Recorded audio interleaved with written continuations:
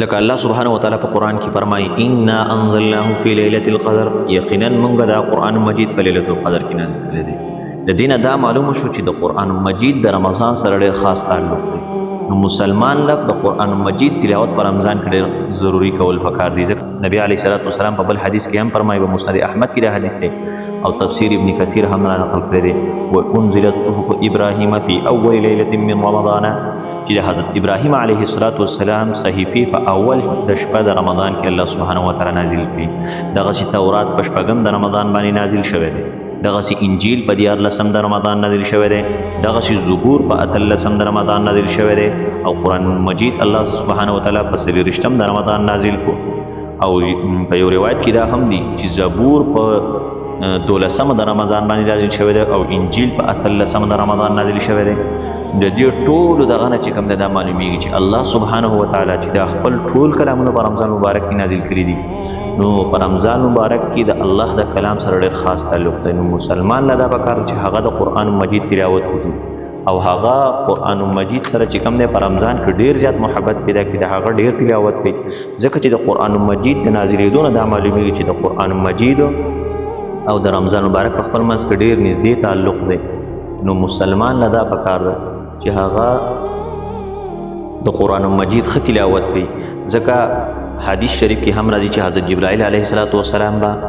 په رمضان په هر شپه کې راته نبی علیه السلام ته به قرآن مجید اورولو، یا به نبی علیه السلام جبرائیل علیه السلام ته قرآن مجید اورولو. نو په دې رمضان چې کوم دی د قرآن مجید سره ډېر خاص تعلق دی. د وجې نه زموږ اسلاف هم په رمضان کې د قرآن مجید ډېر زیات تلاوت کولو. نن په مسلمان باندې ډېر افسوس پکار دی چې هغه په رمضان کې د روژې د لنډولو دپاره، په روژې کې د وخت تېرولو دپاره هغه نن څه نه کوي. نن هغه د موبایل استعمال، نن هغه د کرکټو کتل، نن هغه خوبونه کول، په دې سره موږ خپله روژه لنډو. دا زموږ دپاره غټه د افسوس خبره ده. فضول مجلسونو کې کینو، په مجلسونو کې دروغ وایو، پردی غیبت کوو، بې فایدې او بحثونه کوو. د دې نه مسلمان له دا پکار چې هغه راپسې د قرآن مجید تلاوت وکړي.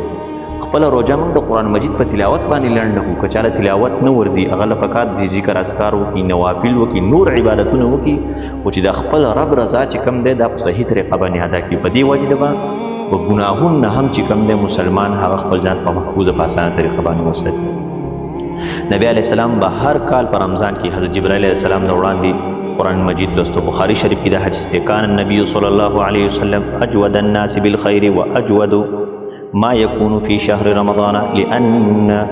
جبريل كان يلقاه في كل ليلة في شهر رمضان إلى آخر الحديث. رسول الله صلی الله علیه وسلم با د خیر ښېګړې او د نورو ته د نفع رسولو، د خیر ښېګړې چې نورو ته دا نفع ورسوي، په دې معامله کې به ډېر سخي و. بیا خاص په رمضان کې به نبی علیه السلام ډېر زیات سخاوت کولو. ځکه چې حضرت جبرائیل علیه السلام به د رمضان په هر شپه کې راتلو او نبی علیه السلام به د هغه وړاندې قرآن مجید لوستو. نبی علیه السلام به جبرائیل علیه السلام ته قرآن مجید لوستو. بل حدیث کې دا هم راځي چې جبرائیل علیه السلام به نبی علیه السلام ته قرآن لوستو. نو په دې دواړو کې دا تطبیق دی لکه څنګه چې حافظان یو بل ته قرآن مجید اوري، دغسې به نبی علیه السلام جبرائیل علیه السلام ته قرآن مجید اورولو او جبرائیل علیه السلام به نبی علیه السلام ته قرآن مجید اورولو. نبی علیه السلام به په هر رمضان کې چې کوم دی قرآن مجید اوري. نو مسلمان لم دا پکار دی چې هغه خپل دا قیمتي وخت راولي د قرآن مجید په تلاوت کې ولوي. ځکه نبی علیه السلام چې څومره عظیم انسان دی هغه بیا هم د قرآن مجید تلاوت کولو. هغه ته د جنت ته داخلېدو وعده، هغه یو پیغمبر و. موږ عام مسلمانان ګناهګاران چې موږ په رمضان کې د الله سبحانه وتعالی رضا حاصله نه کړو او د الله سبحانه وتعالی د رضا لپاره قرآن تلاوت نه په غیر رمضان کې موږ څنګه کوو. ډېر شی داسې فاسقان نن سبا هم شته دي او ډېر شی داسې ګناهګاران چې باوجود د دې چې الله سبحانه وتعالی شیطانان تړلي دي، باوجود د هغې چې هغه ته شیطانان وسوسې نه ورچي، بیا هم چې کوم دی هغه د قرآن مجید تلاوت نه کوي. جمعات ته فرض مانځلی چې کوم دی نه ځي. لکه په مسلمان کې دننه دومره ایمان په یو کس کې نه چې هغه ته شیطان وسوسه هم نه وراچوي او هغه د وسوسو نه ښه لرې وي د شیطان د ګریپ نه هغه لرې وي په هغه کې خپل دومره ایمان نه چې هغه راپاسې یو جومات ته یې بوځي مانځلی ورته په لمونځ باندې ودرېږي یا د قرآن مجید تلاوت وکړي یا د الله د رضا دپاره یو 2 رکعته نفل وکړي نو په غیر رمضان کې به موږ مسلمانان سه الله سبحانه وتعالی ته داسې ډېر شه فاسقان نن سبا شته دی چې باوجود د رمضان مبارک چې کوم دی هغوی فرض منځونه نه کوي د قرآن مجید تلاوت قرآن مجید خو نن سبا څوک اړو پېژني نو مخکې به په روژو کې دا معمول چې جوماتونه به ډک ناستو د خلکو تلاوت به شروع وي په بل څه ټیم کې به د لمونځ نه علاوه هم به بل څه ټیم کې ورغلې نو ډېر خلک به چې کوم دی هغه به د قرآن مجید تلاوت کوي نن جومات ته ورشه په جومات کې به هېڅوک هم نه زیات نه زیات چېرته یو سپین ږیری بوډا دوه به ناست نور به هېڅوک هم په جومات کې ونیني د الله کلام چې کوم دی هغه هلته دوړو ته پروت وي هغه د دوړو نه ډک شوی وي او مسلمان چې کوم دی هغه نن په له العب کې چې کوم دی هغه مشغوله دی روژه چې راشي زمونږ مسلمان چې کوم دی هغه په موبایل کې مصروفه هغه په خوبونو کې مصروفه دا روژه شروع شوې ده او د کرکټ میچونه شروع شوي دي په دې غټه سطح باندې نن پاکستان میچ وګاټو نن فلاني میچ وګاټو غونډ د امت مسلمه په خوله باندې نن غونډ دغه وینا ده چې میچ چا وګاټو میچ چا وبېلو میچ چا وګاټو سبحان الله د الله تعالی بنده الله سبحانه وتعالی څومره عظیمه میاشت په موږ او تاسو باندې راوستې چې موږ او تاسو دې میاشت ته راورسولو په دې کې د الله سبحانه وتعالی عبادت کول پکار چې الله سبحانه وتعالی زموږ نه راضي شي ځکه چې په غیر رمضان کې ما او تا ځان د شیطان د وسوسو نه نشو ساتلی ما او تا د شیطان نه خپل نفس نشو کنټرولی نو اوس خو رمضان دی اوس خو شیطان شته دی هم نو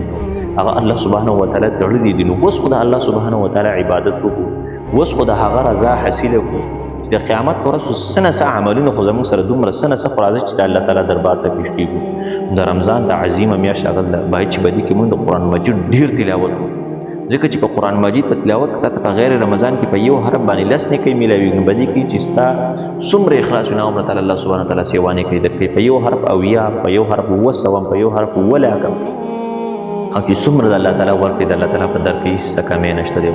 که ما او تا ټول رمضان د الله سبحانه وتعالی عبادت وکړو د قرآن مجید تلاوت وکړو الله تعالی په یو حرف موږ د 1 کروڑ نیکۍ هم راکړي الله سبحانه وتعالی په در کې هیڅ څه کمی نه راځي د هغه باچاحت کې هیڅ څه کمی نه راځي او که موږ تلاوت هم نه کړو د الله سبحانه وتعالی نافرمانیانې وکړو